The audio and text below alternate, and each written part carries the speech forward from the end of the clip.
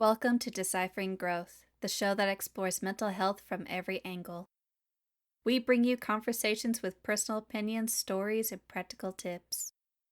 We aim to break down the stigma and help you live your best life. So please sit back and let's dive in.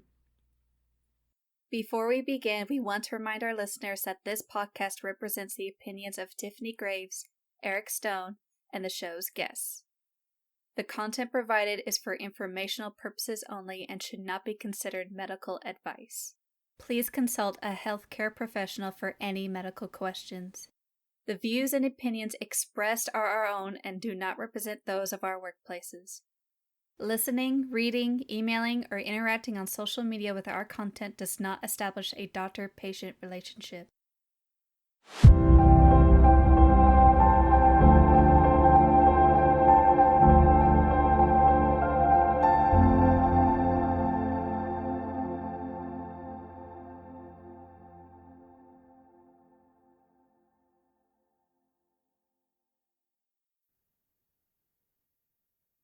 We are back. We are back. Tiffany, what would you say is the most interesting thing that's happened to you so far in 2026?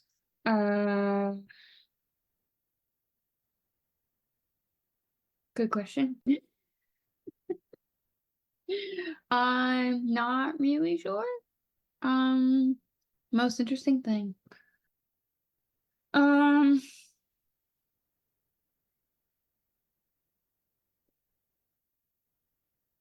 I don't know if I've had anything interesting. Like, it's been a quiet, knock on wood, 2026 so far. Like, nothing has been crazy, which I think is a good thing. That could be positive.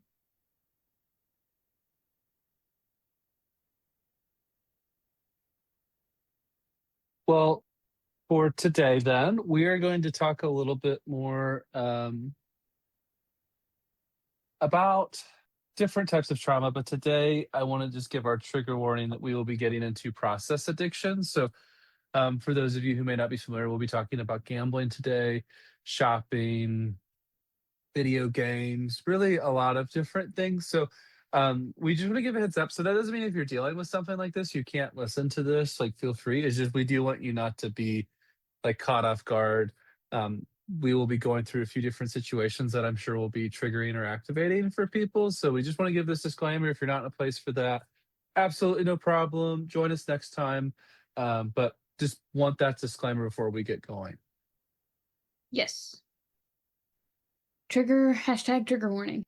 So that being said, Eric, since your expertise is addictions, do you want to give the definition, or I can give like the definition that I accumulated? Well, I mean, I have no preference. Coin flip. Okay. So what I found and the way I defined process addictions is they're also known as behavioral addictions. They involve compulsive engagement in rewarding behaviors despite negative outcomes, oftentimes with a zero ingesting of a substance. Like, you're not ingesting a substance when you're engaging in a process addiction. I think it's a really good definition. Absolutely. Yeah. Uh, there's a lot of different terms for it. I like the term process addiction, just seems to get us, but I also get behavioral. So, absolutely a compulsive behavior with an inability to stop, often resulting in harm, physical, mental, financial, or relational well being. The brain reward systems, there's triggers, they release chemicals, produce pleasure, similar to the effects of drugs. Drugs is my lane, the brain is Tiffany's lane. But you will notice discussion about things that relate to tolerance and withdrawal. So people may be needing to engage in more of the behavior, like at higher levels or more frequently to achieve the same satisfaction, and then having that irritability or anxiety when they're unable to do so. So these things that could be into this: exercise, food and eating, work, technology, gaming, sex, love, intimacy, shopping, spending, and gambling. hmm I also had gaming, pornography, social media, work, exercise, food, and relationships. Yeah. So, I mean, we could get we could go a lot of directions with this, but just to think about 100 years ago, some of the things we have access to now with, like we've just talked about, internet, porn, shopping, food. I mean, Tiffany and I, as we're recording this, we're not, but we could be gambling, we could be drinking, we could be door dashing food to ourselves, we could be shopping, we could be doing all the things, which is huge surge of things. And I don't even need to get up. I don't even need to do anything other than maybe scroll my thumb.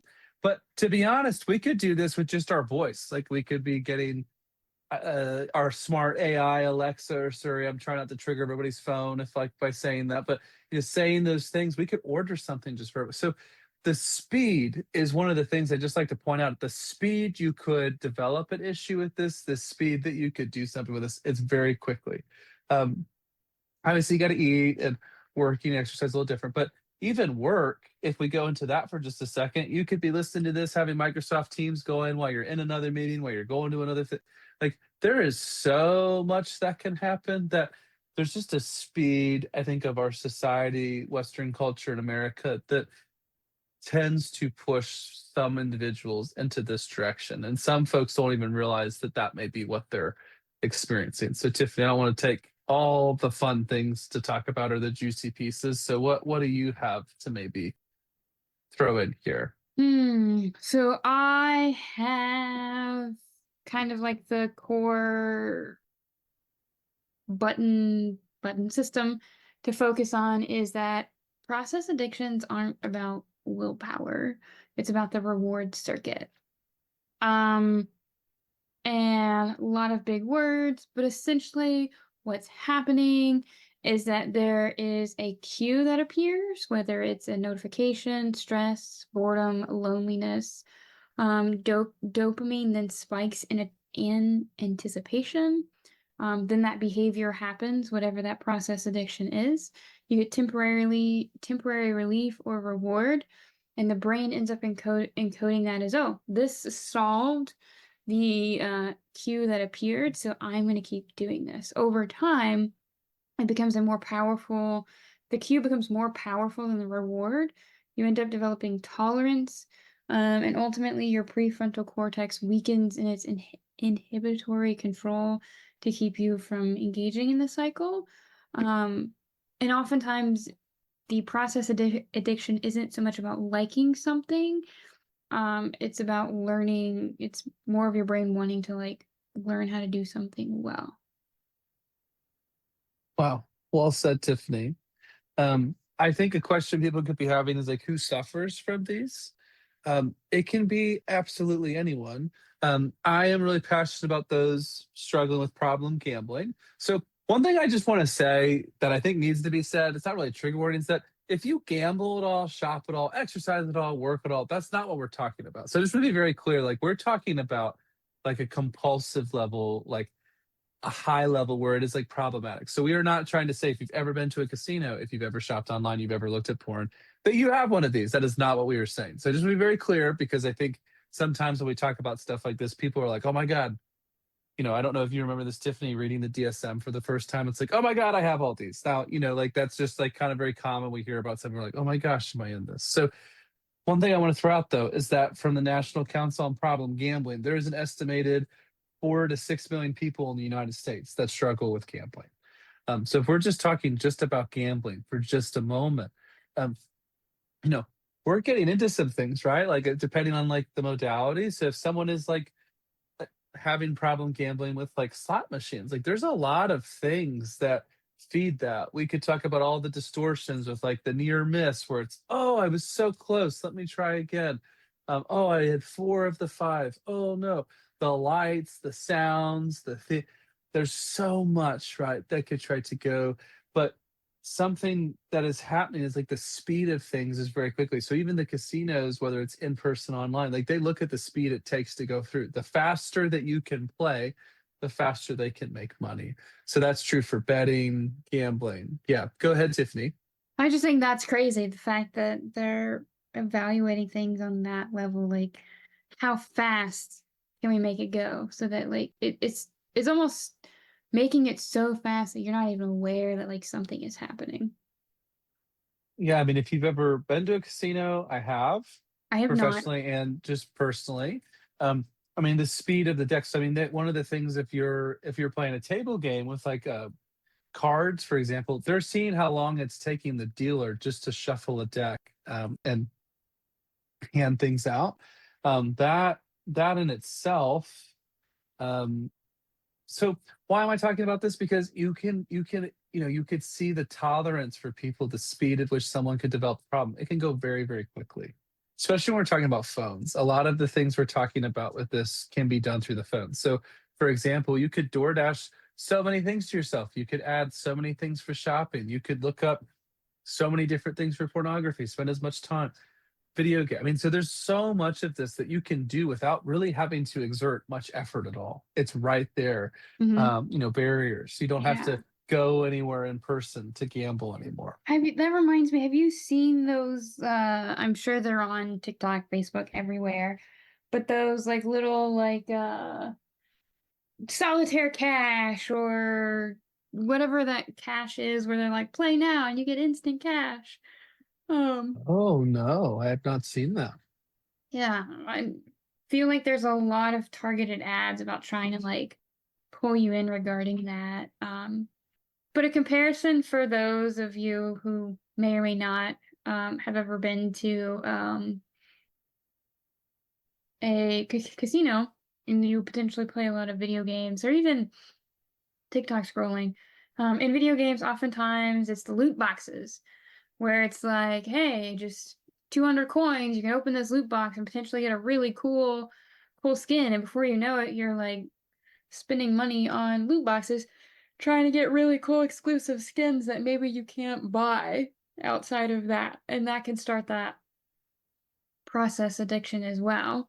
Um, I'm gonna let Eric talk a little bit more about TikTok scrolling process addiction since I feel like you have a little bit more expertise than I do on TikTok.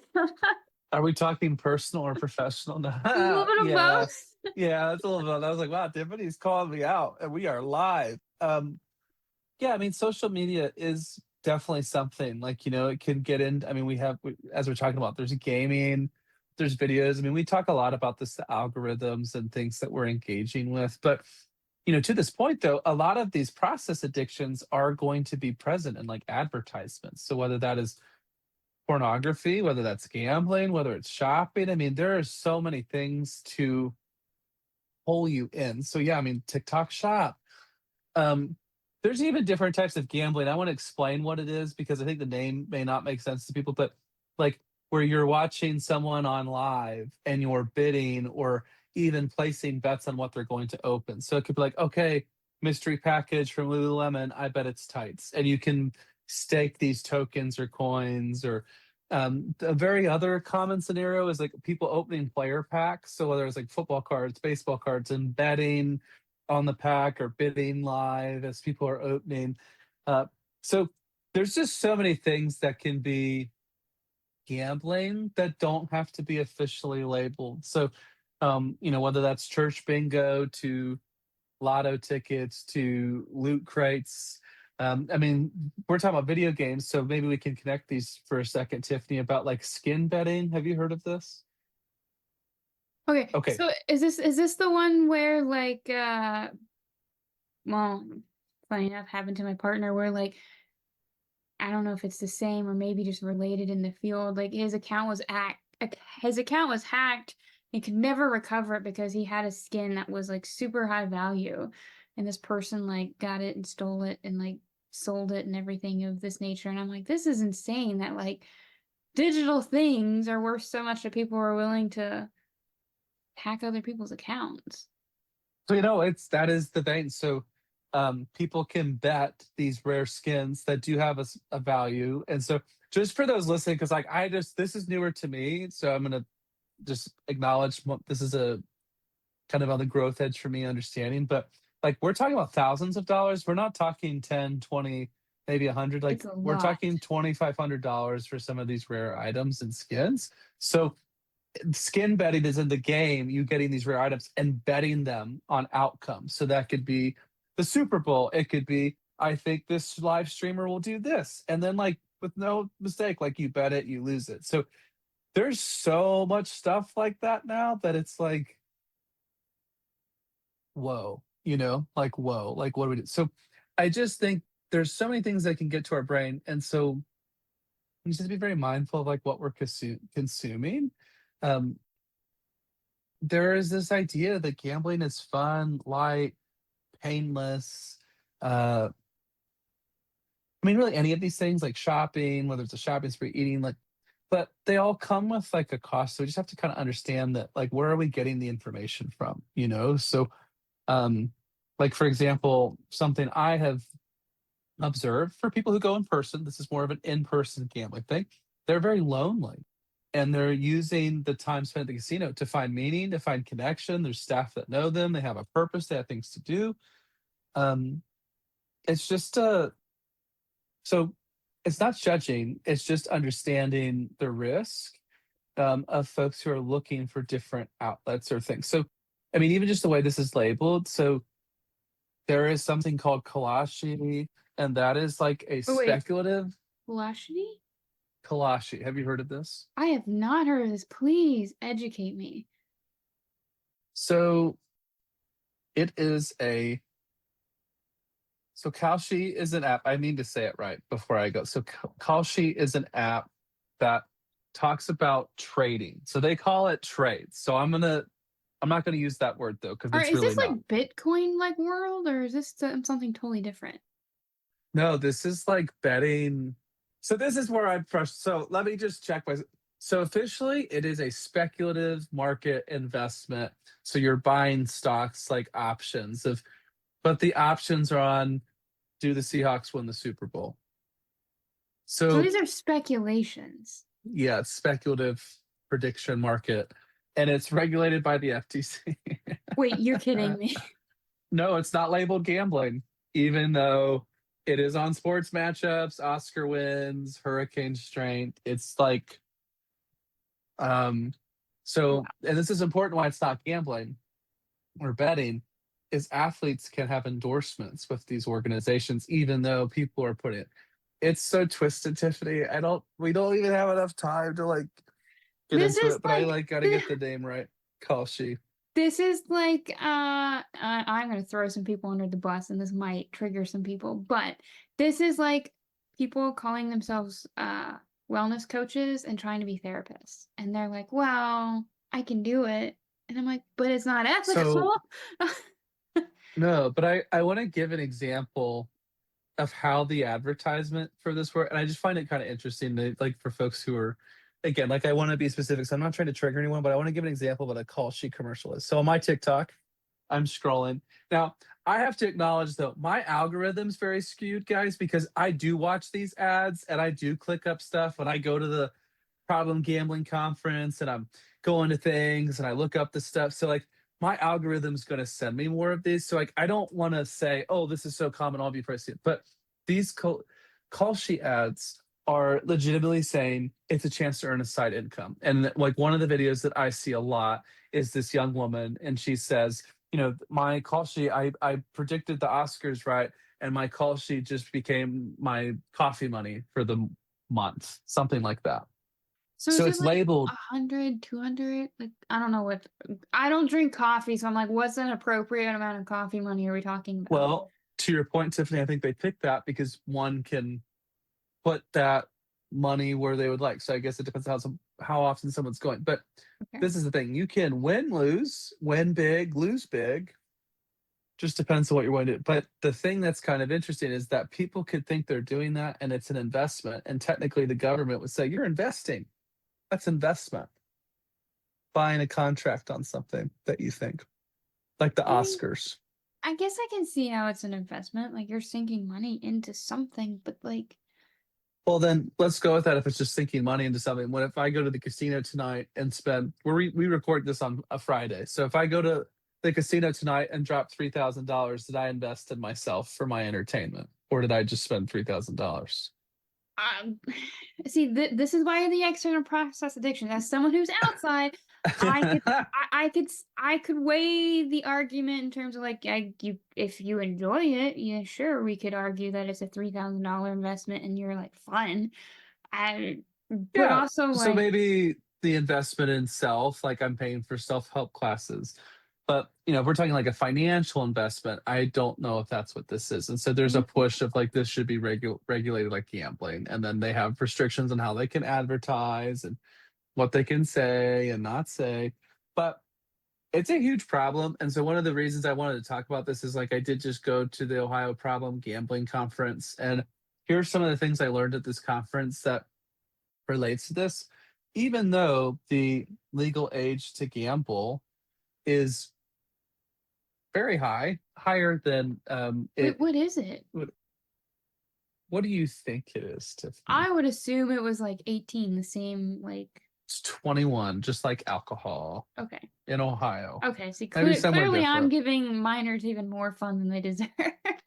Well, but it's not stop. So with these sports betting apps or other apps, if it's on a phone, yeah, they can do verify face, but there's ways around that if you have the passcode.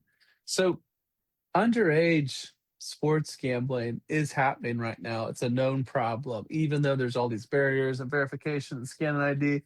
So teenagers are already doing this, just like there's teenagers vaping, so it's not like new, but it's just to say there are so many people that can get wrapped up in this.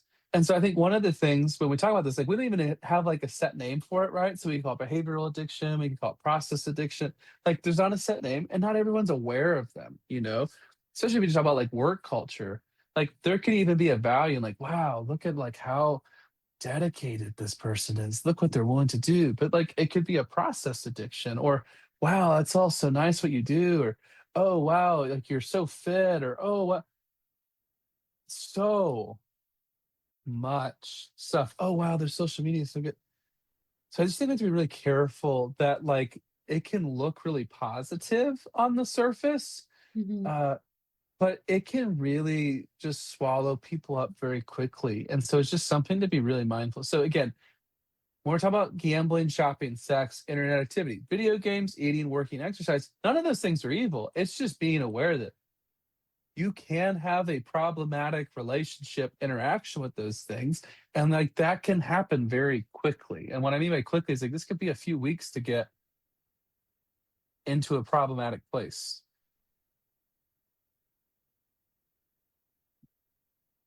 So there are different things that can help with this: counseling, coaching, medications, all types of different things can be helpful as supports, but it's really recognizing where things are and when they can be problematic. And so, why are we talking about this on a trauma podcast? Because people impacted by trauma are at higher risk for process addictions. There's different risk factors, having maybe someone in your family, a history, genetic predispositioning, who also struggled with gambling or any of these activities. There could be a genetic link or an environmental link. If you've been around some of these different things, seen it be a problem, but not labeled as a problem, Mhm. it would be very similar if we were looking at screening for substance use. Yeah. It's so tricky though.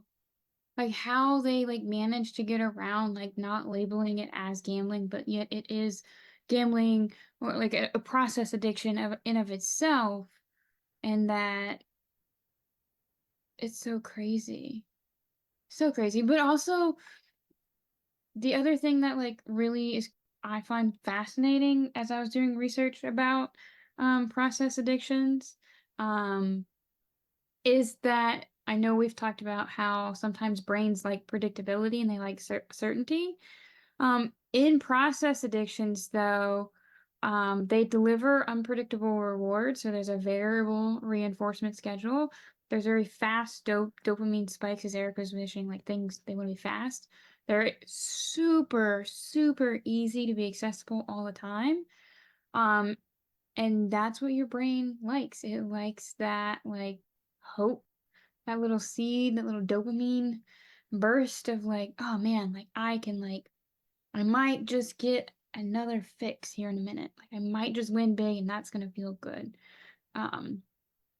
Which is just so fascinating.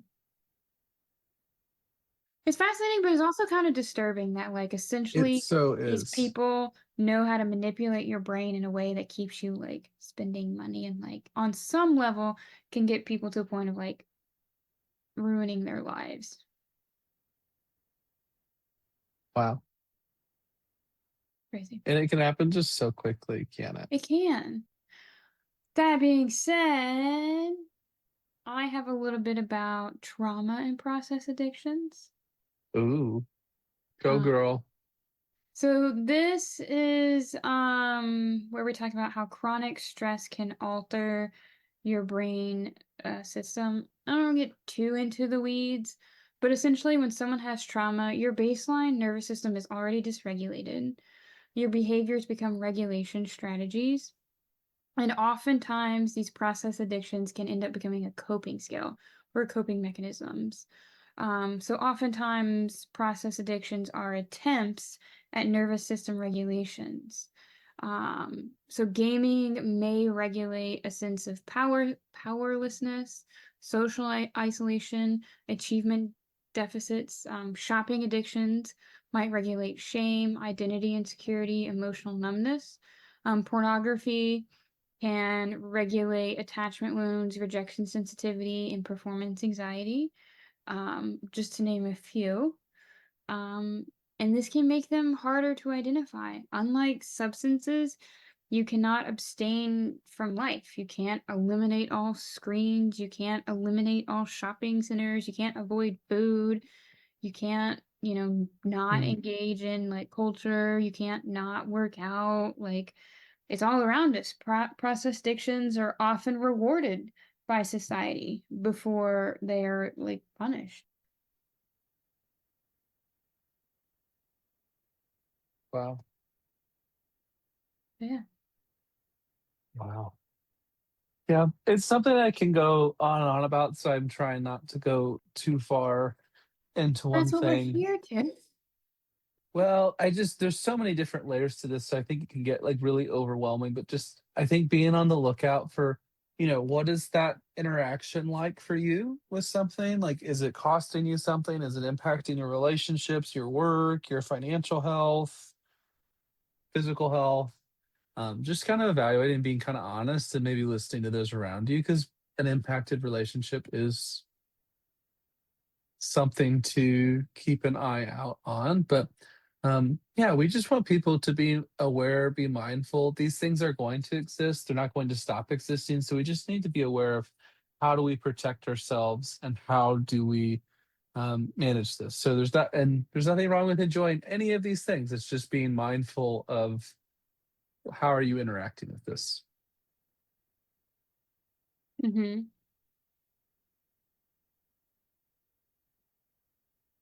Anything else that you have, Miss Tiffany?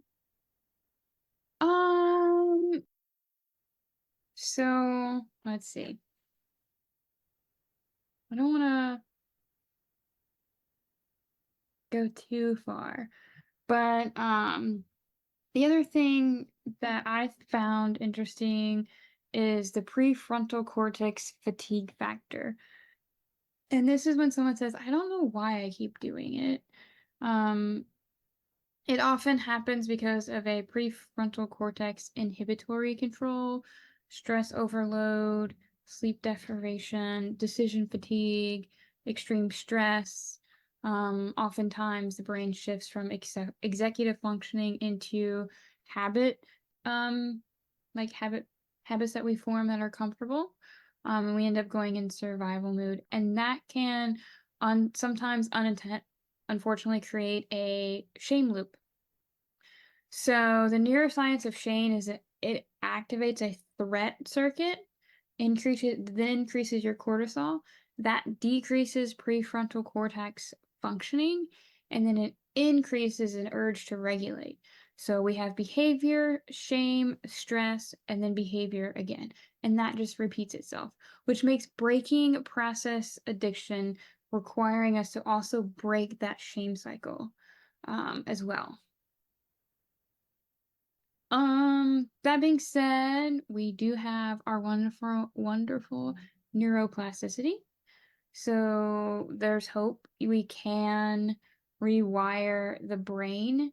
So the opposite of a addiction isn't necessarily sobriety. It's regulation and connection to other things, so that the brain experience isn't dependent on that regulatory process. Yeah. So much science, so much help. I mean, Tiffany, what does it feel like for you to hear maybe the practical side of this, maybe some of the things going on? It's fascinating. It's very fascinating. It makes me, I feel like I should do a Q&A with you to ask you all the questions about like how this works, especially these gambling trainings. Like how do you pinpoint when someone is like engaging themselves and like doing it for fun, and where's the line of where it crosses over? Like, how do you determine all of that? Like, how do you know when something qualifies to be labeled as a process addiction versus like a weekend fun investment? And I do default to talk about gambling because that's what I have like an endorsement and training on, and more skill or expertise talking about. But usually for gambling, it would be financial, to be honest. So it's like when people are noticing, like, wow, I don't have that money anymore, or I'm risking it. So I think there's just a lot of layers to some of this that are maybe harder to do for some folks. I just think it can be like more challenging. So I think looking at financial risks, looking at consequences. Another thing that sadly is happening for some people is like crimes. So what are they doing to keep the money going, so to speak? So is it stealing money? There is a story that went viral of someone, I guess, like stealing like $200,000 from their retired grandparent to invest in crypto, but it wasn't investing; it was gambling. Yeah, so I'm happy to answer any and all questions. Just always something, right? This is true. This is true. So fascinating, though. So I guess, like, is it common for you to see individuals with process addictions, gambling addictions, come to you on their own, or like being pushed towards you, or like coming because like someone else has given them an ultimatum, or? Um, I think a lot of people are self-referred. I mean, I don't work in like mandatory spaces for it though. So I mean, I guess some folks, if they were having trouble somewhere else, like teenagers or something, it could be mandatory. I do think there's so much shame about these types of things. They're not really seen as like diagnosable disorders. It's like, oh, you just have a weakness, or the word that gets thrown out a lot for gambling is you're a degenerate. You're a someone awful type of thing. And so I think it's weird. It's like I've had people willing to talk about really traumatic experiences, but if I ask them how much money they're making and what their debts are, they won't want to talk about that. So it's just kind of interesting. Like I think it kind of goes a little out of order, maybe what people are maybe expecting. That's fair. That's fair. Are there different levels? Are there different levels to process addictions? And does the levels or difficulties of the ingrained system require different approaches?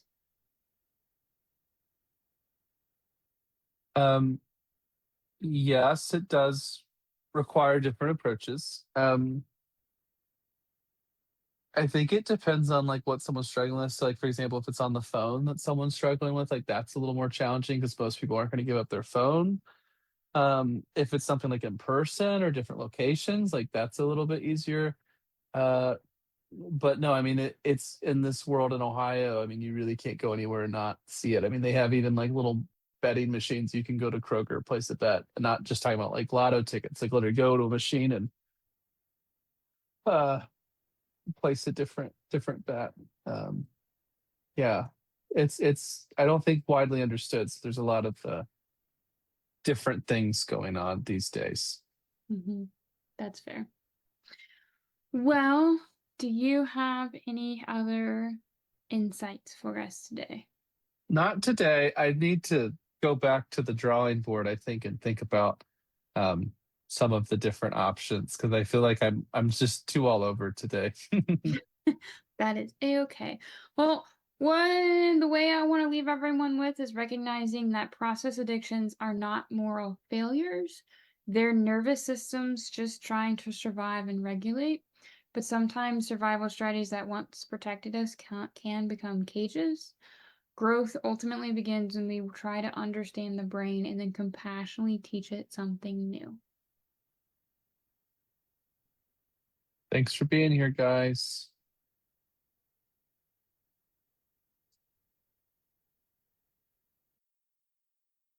Thanks for tuning in to this week's episode of Deciphering Growth. We hope you found our conversation helpful and insightful. Subscribe to our podcast for more episodes and check out our Patreon for more content. Don't hesitate to contact us on social media if you have any questions or comments. We'd love to hear from you. Until next time, keep growing.